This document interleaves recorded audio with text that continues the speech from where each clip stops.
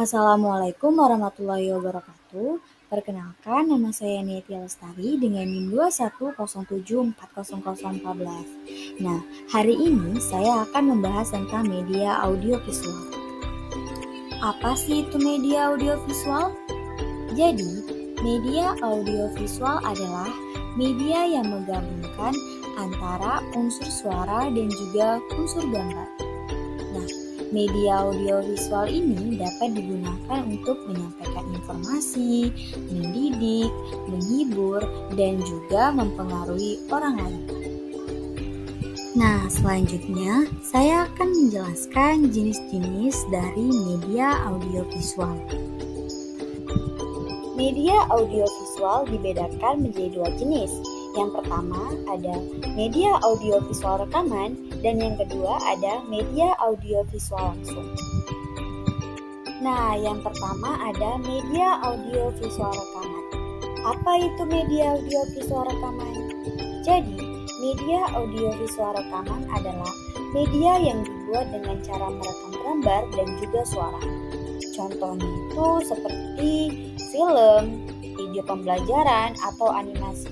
Berikut akan saya berikan contoh dari media audiovisual rekaman. Assalamualaikum warahmatullahi wabarakatuh. Hai, bagaimana kabarnya hari ini? Semoga sehat selalu ya. Oh ya, sebelum belajar jangan lupa berdoa. Kalau sudah, yuk kita belajar materi tentang pengertian, tujuan, ciri-ciri, dan jenis dari teks deskripsi. Oh ya, sebelum masuk ke materi, kita perlu tahu dulu apa saja jenis-jenis paragraf.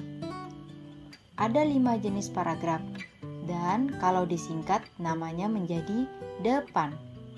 D. Deskripsi. E. Eksposisi. P. Persuasi. A. Argumentasi. Dan N. Narasi. Nah, di video ini kita akan belajar mengenai teks. Nah, video yang saya tampilkan tadi adalah contoh dari media audiovisual rekaman karena video tersebut dibuat dengan proses direkam terlebih dahulu, lalu jadilah video tersebut. Nah, selanjutnya yaitu media audiovisual langsung. Apa itu media audiovisual langsung? Nah, media audiovisual langsung adalah media audiovisual yang ditampilkan secara langsung tanpa melalui proses rekaman. Contohnya itu seperti pertunjukan tari dan juga pertunjukan musik. Berikut akan saya tampilkan contoh dari media audiovisual langsung.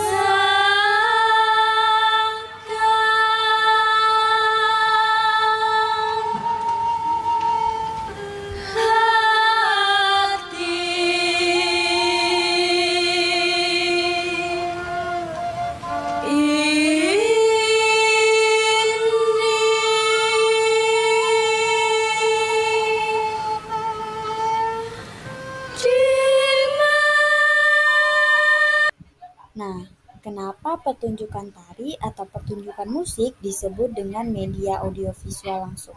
Karena biasanya seni pertunjukan ini dilihat secara langsung tanpa proses rekaman terlebih dahulu.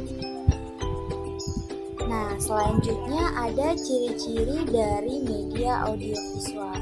Nah, ciri-ciri dari media audiovisual ini ada 5 macam. Yang pertama, memiliki unsur suara dan gambar. Yang kedua, dapat menyampaikan informasi secara lebih menarik dan juga efektif. Yang ketiga, dapat meningkatkan pemahaman dan daya ingat. Yang keempat, dapat meningkatkan motivasi belajar. Dan yang terakhir, dapat meningkatkan kreativitas. Nah, yang pertama, memiliki unsur suara dan gambar.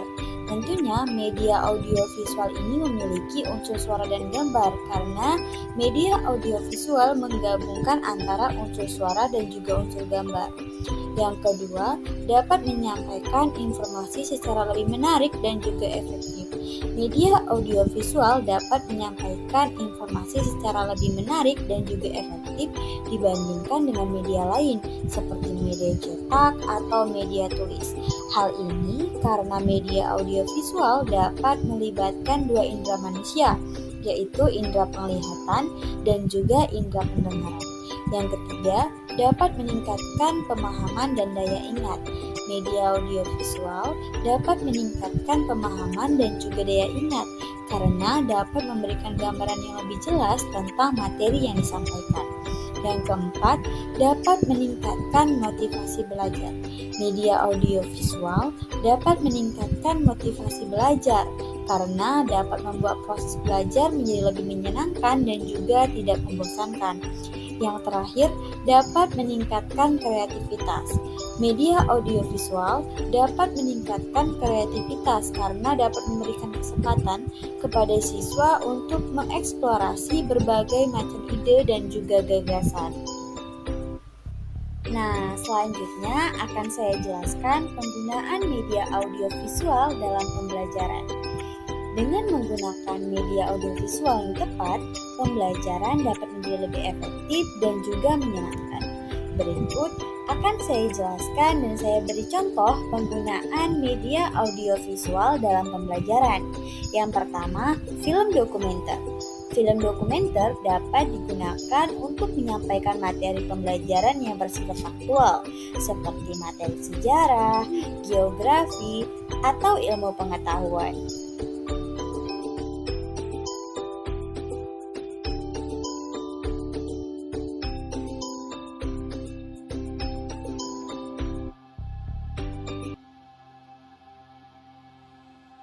Sudah dipasarkan sampai mana aja?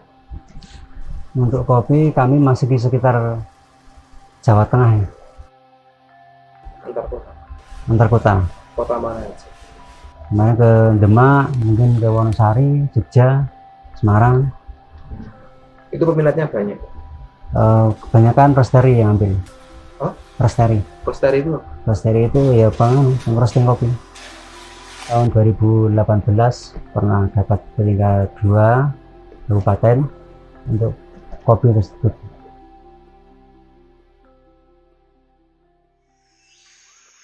Sebelum saya lahir, para leluhur kami sudah menanam kopi di Gunung Giyanti ini. Kami sebagai generasi penerus ingin melestarikan dengan terus menanam kopi berjenis Robusta dan Arabica dengan metode tumpang sari. Kami tanam bersamaan dengan tanaman rempah seperti kapulaga sehingga menghasilkan kopi beraroma rempah.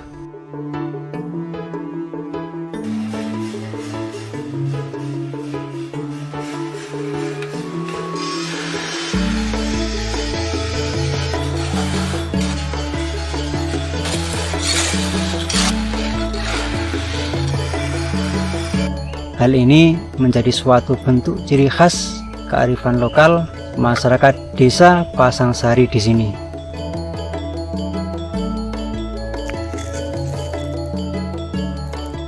Bisa menjadi tambahan pendapatan bagi masyarakat yang mayoritas sebagai petani sayur. Selain itu juga bermanfaat untuk kedua, ada video pembelajaran.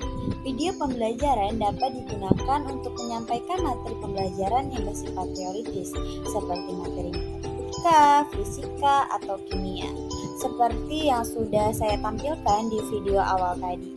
Selanjutnya ada animasi. Animasi dapat digunakan untuk menyampaikan materi pembelajaran yang bersifat abstrak, seperti materi sastra, filsafat, dan juga drama. Yang terakhir adalah slide presentasi. Slide presentasi dapat digunakan untuk menyampaikan materi pembelajaran yang bersifat ringkas dan juga padat. Sekian penjelasan dari saya, lebih dan kurang mohon dimaafkan. Saya akhiri. Assalamualaikum warahmatullahi wabarakatuh.